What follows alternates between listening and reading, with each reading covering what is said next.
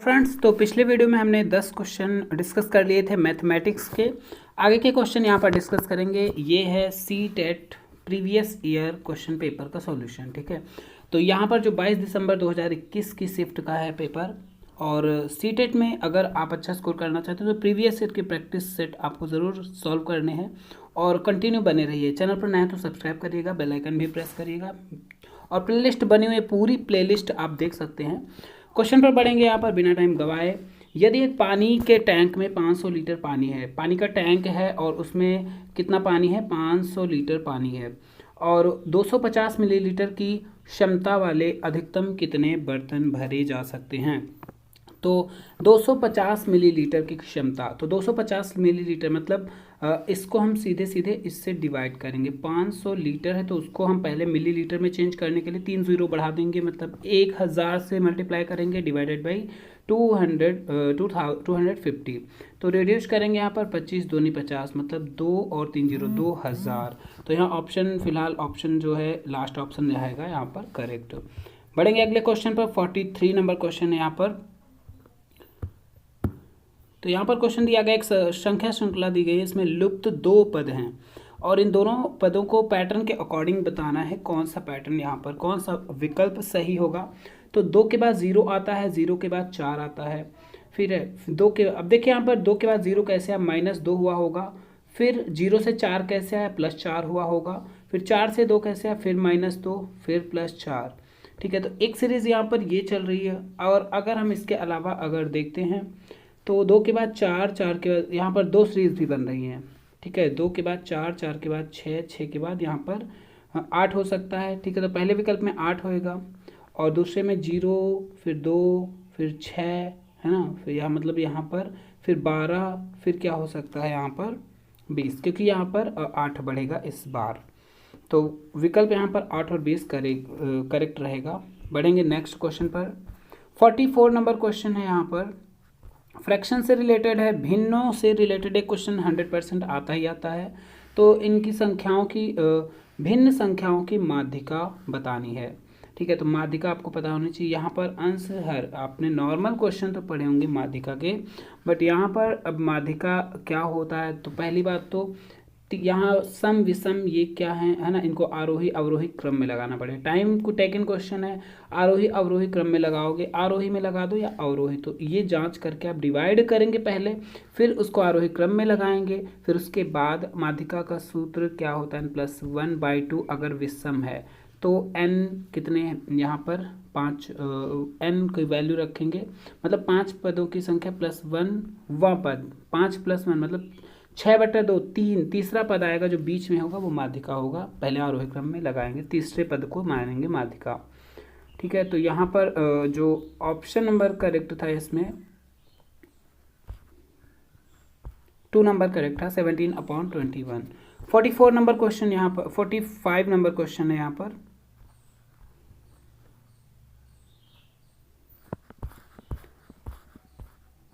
एक कक्षा के बच्चों से पूछा गया, कक्षा के बच्चे हैं और उनसे पूछा गया है कि उन्हें इनमें से सबसे ज़्यादा क्या पसंद है। तो यहाँ पर कुछ चीज़ें दी गई हैं, इनमें सबसे ज़्यादा क्या पसंद है बच्चों को पूछा गया है। क्या क्या दिया गया, चाय, कॉफ़ी, दूध। चाय, कॉफ़ी और दूध पसंद करने वाले बच्चे कक्षा के कुल बच्चों में से क्रमशः इतने इतने हिस्से हैं। यदि 20 विद्यार्थियों को कॉफ़ी पसंद है, ऐसा देखिए, तो कुल कितने बच्चों को दूध पसंद। इससे रिलेटेड कल इसी पेपर में एक क्वेश्चन आया था और वो हमने फर्स्ट क्वेश्चन ही था उसको डिस्कस कर लिया था। तो सेम वैसे ही है। तो कक्षा में कितने बच्चे दूध पसंद करते हैं। तो पहली बात तो टोटल वैल्यू हम x को मान लेंगे। फिर यहाँ पर देखिए चाय, कॉफ़ी और दूध को पसंद करने वाले ये हैं। तो यहाँ पर 20 विद्यार्थियों कॉफ़ी पसंद करते हैं। ठीक है, तो यहाँ पर पहले देख लेंगे x/2 + x/3 है ना, प्लस x/6, ऐसे वैल्यू पुट करेंगे। उसके बाद क्या करेंगे, यहाँ पर इनका एलसीएम निकालेंगे। ठीक है, तो एलसीएम निकाल, और इक्वल में क्या रहेगा, वो आपका x रहेगा। और यदि 20 विद्यार्थी कॉफ़ी, पहले x की वैल्यू पुट निकाल लेंगे इस इक्वेशन से, फिर जो विद्यार्थी कॉफ़ी पीते हैं, कॉफ़ी पीने वाले x/3 हैं, तो x की वैल्यू निकाल के उसमें x की वैल्यू पुट करेंगे, फिर कॉफ़ी वाले के बच्चों की संख्या निकल आएगी। ऐसे ही सारे अलग अलग हम निकाल सकते हैं। ठीक है, तो इसमें जो ऑप्शन नंबर रहेगा फर्स्ट ऑप्शन 10 करेक्ट रहेगा। 46 नंबर क्वेश्चन पर बढ़ेंगे यहाँ पर। और एक गणित के अध्यापक ने जो है विद्यार्थियों से एक 10 ग्राम में दिए गए सभी आयत को पहचानने के लिए कहा। तो आयत से संबंधित एक क्वेश्चन आना है। एनसीईआरटी की क्लास 5th और 4th की बुक मैथ्स की जरूर देखिएगा, उससे रिलेटेड क्वेश्चन आते हैं। उपरोक्त क्रियाकलाप विद्यार्थियों का वैन हेले से क्वेश्चन फिक्स है। वैन हेले का जो उसमें दिया गया है आयत से रिलेटेड या क्षेत्रफल या आयत वर्ग, इनसे रिलेटेड जो वैन हेले ने अपना ज्यामिति का तर्क दिया है, किस स्तर पर आकलन करने के लिए उपयुक्त है। इनके स्तर जो हैं काफ़ी इंपॉर्टेंट है। एनसीईआरटी की बुक आप देखिएगा, ज़रूर देखा जाएगा, वो आपको मैं करा दूंगा फिलहाल एग्जाम से पहले। तो वैन हेले का जो ज्यामिति तर्क है, उसके लेवल हैं, वो आपको पता होने चाहिए।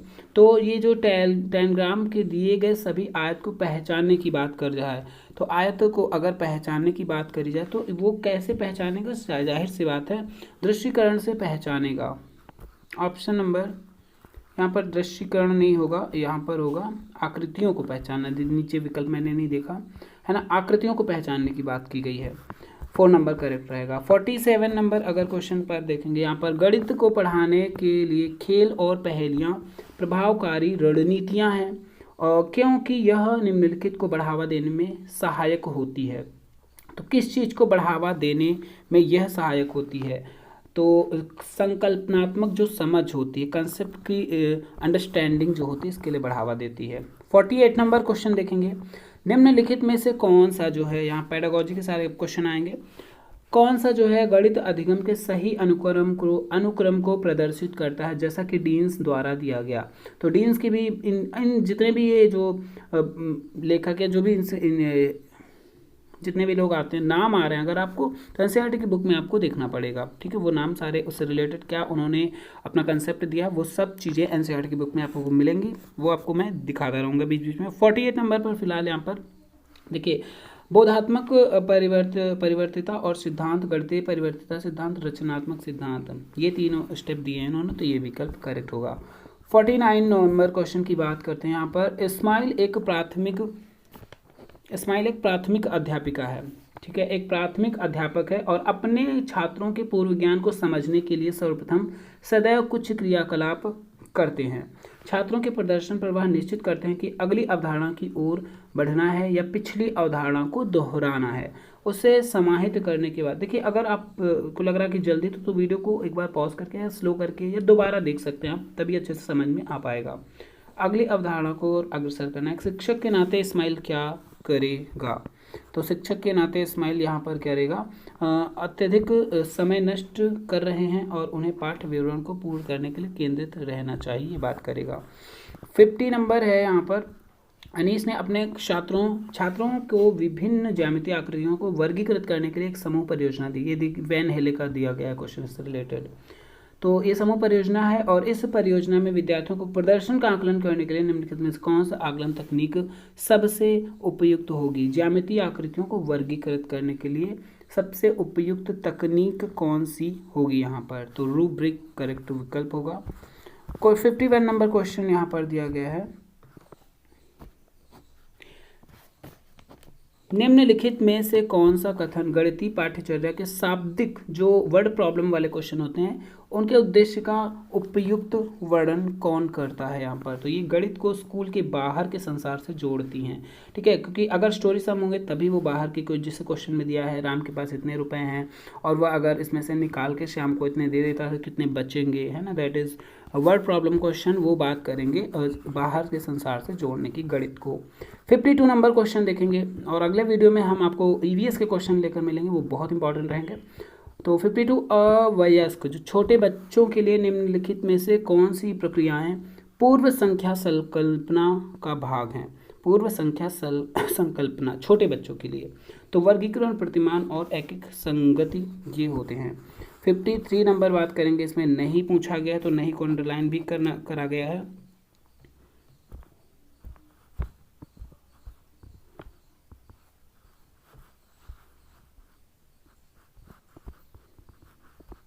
निम्नलिखित में से कौन सी प्राथमिक स्तर पर गणित की पाठ्य पुस्तकों की विशेषता नहीं है? तो जो विशेषता नहीं है उसे पहचानना है। अवधारणा का उच्च कक्षाओं से संबंध होना चाहिए, मतलब अवधारणाएं जो दी हैं प्राथमिक कक्षा में उसका रिलेशन कहीं ना कहीं ऊपर की क्लास से होना चाहिए, क्योंकि वो बेसिक चीज़ें सीख रहा है। अवधारणा का प्रस्तुतिकरण पदानुक्रम रीति से होना चाहिए, बिल्कुल सही है, क्योंकि क्रम में बच्चे सीखेंगे। अवधारणा का प्रस्तुतिकरण जटिल से सरल, बिल्कुल गलत है, सरल से जटिल होता है, करेक्ट विकल्प 3 रहेगा। 54 है हस्त कौशल सामग्री, मैनिपुलेटिव जो है उसका प्रयोग प्राथमिक स्तर पर गणित शिक्षण अधिगम का अभिन्न अंग है, क्योंकि तो हस्त कौशल सामग्री क्यों अभिन्न अंग है ये बताना है। यह एक प्राथमिक पाठ्यचर्या में अन्य विषयों के साथ संबंध बनाने में सहायक करता है। वार्षिक निरीक्षण के दौरान स्कूल को बेहतर प्राप्तांक प्रदर्शित करने में सहायता करता है, या फिर विद्यार्थियों को गणितीय अवधारणाओं को समझने में सहायता करता है, या फिर शिक्षक शिक्षिकाओं को श्याम पट पर हल करने की आवश्यकता नहीं पड़ती, बिल्कुल गलत है। तो करेक्ट विकल्प ऑप्शन नंबर 3 रहेगा 54 में। 55 नंबर क्वेश्चन पर बढ़ते हैं। यहाँ पर दिया गया है कक्षा 2 के छात्र ने जो है जमा योग के प्रश्न का उत्तम निम्न तरीके से, एक क्वेश्चन ऐसा पूछा जाता है तो उसने क्या किया, ऐसे सॉल्व कर दिया। इस क्वेश्चन ऐसा था और उसको सॉल्व कर दिया इस तरीके से। तो एक चिंतनशील गणित अध्यापक के नाते छात्र ने इस उत्तर पर आपकी क्या प्रतिक्रिया होगी, आप क्या प्रतिक्रिया करेंगे अगर वो आप क्वेश्चन ऐसे सॉल्व करके देता है, तो क्या रिएक्शन करेंगे, क्या बच्चे को आप सलाह देंगे, क्या करेंगे ऐसी सिचुएशन में? तो यहाँ पर सारे ऑप्शन देखेंगे। छात्र को समझाना कि वह अपने उत्तर की पुनः जांच करे, या फिर छात्र को बताना कि देखिए उसका उत्तर तो सही है, तो ये नहीं कहेंगे। छात्र को बताना कि उसका उत्तर सही नहीं है, तो ये भी नहीं करेंगे। स्थानीय मान की प्रणाली, तो ये वेरी इंपॉर्टेंट है, स्थानीय मान से रिलेटेड यही विकल्प करेक्ट होगा। और यहाँ स्थानीय मान देखिए उसने क्या किया है, 4 यहाँ नोट करना चाहिए था तो उधर बढ़ा के नोट कर दिया, 8 उधर बढ़ा दिया। तो स्थानीय मान की अवधारणा उसे क्लियर नहीं है और एक क्वेश्चन 100% आता है स्थानीय मान से। 56 नंबर यहाँ पर राष्ट्रीय पाठ्यचर्या से पूछा गया क्वेश्चन। तो यहाँ जो विकल्प रहेगा गणित को समस्या समाधान एकीकृत होना, एकीकृत की बात करता है एनसीएफ 2005। तो ए यहाँ पर ऑप्शन नंबर ए करेक्ट होगा, बी एंड सी, मतलब बी और सी यहाँ पर ये चीज़। 57 में अगर हम बात करते हैं, निम्नलिखित में से कौन सा एक गतिशील गणित सॉफ्टवेयर है जो ज्यामिति, बीजगणित, स्प्रेडशीट, रेखांकन, सांख्यिकी और कैलकुलस के साथ उपयोग हेतु आसान पैकेज में जो है बात करता है? तो जियोजेब्रा जो है ये बात करता है इससे पैकेज से संबंधित। 58 क्वेश्चन में बात करेंगे यहाँ पर 1 से 9 क्या दी गई हैं, संख्याओं को पढ़ाने के लिए कौन सा क्रियाकलाप उपयुक्त होता है? तो इसमें उपयुक्त होता है भिन्न भिन्न पदार्थ के एक एक संगीत उपयोग करना, तो छात्रों को गणना करने के लिए कहना, तो मतलब अलग अलग चीज़ों को, तो ये सही रहेगा। और दी गई संख्या के आधार पर संबंधित पदार्थों को एकत्रित करना, मौखिक रूप से नहीं बताएंगे, यहाँ पर एक्टिविटी के माध्यम से ए एंड बी रहेगा करेक्ट। 59 नंबर यहाँ पर क्वेश्चन देखेंगे। 59 नंबर देखिए क्वेश्चन सॉल्व करके दिया गया है। क्या दिया गया है यहाँ पर, एक कक्षा परीक्षा में दिए गए 200 का 23% ज्ञात करना है। दो छात्रों ने निम्न प्रकार से उत्तर दिया। तो छात्र ए ने ऐसे दिया है और छात्र बी ने, इसको थोड़ा पॉज करके जरूर समझिएगा। इस संदर्भ में कथनों का कौन सा कथन सर्वाधिक उपयुक्त है? तो सर्वाधिक उपयुक्त क्या रहेगा यहाँ पर, जो अनौपचारिक कलाविधियाँ गणित के प्रश्नों को हल करने की अभिन्न अंग है। 60 नंबर लास्ट क्वेश्चन यहाँ पर देखेंगे। लास्ट क्वेश्चन में ऑप्शन नंबर इसको पढ़ लेंगे आप। 4th नंबर करेक्ट विकल्प रहेगा। और क्वेश्चन को थोड़ा सा अगर पीडीएफ नहीं क्लियर हो रहा तो थोड़ा सा क्वालिटी वीडियो को बढ़ा लीजिए और अच्छे से दिखेगा। ये 4th नंबर करेक्ट है। सभी अधिगमकर्ताओं की आवश्यकताओं को प्रबंध हो जाएं। मिलेंगे नेक्स्ट वीडियो में ईवीएस के पोर्शन को लेकर। धन्यवाद।